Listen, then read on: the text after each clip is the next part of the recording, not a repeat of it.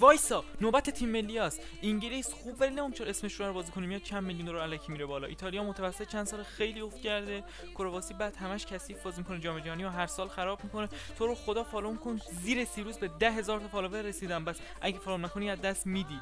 پرتغال امسال واقعا عالیه، ویتینیا و نونو مندش و رونالدو و کلی ستاره داره.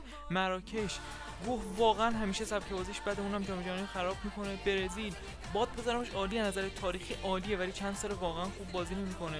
آلمان هم خوبه ولی نمیدونم امسال. آرژانتین عالی ولی با اینکه امسال خیلی بازیکناش پیر شدن نسبت جام جهانی قبلی ولی همچنان تیم عالیه. بازم میگم لایکو بزنین دکمه بغل، هیچ زحمتی ازت نمیره. ولی بزرگترین حمایت از من، فرانسه عالی، واقعا یه تیم تکمیل مخصوصا اون کیلیان امباپه نوکش.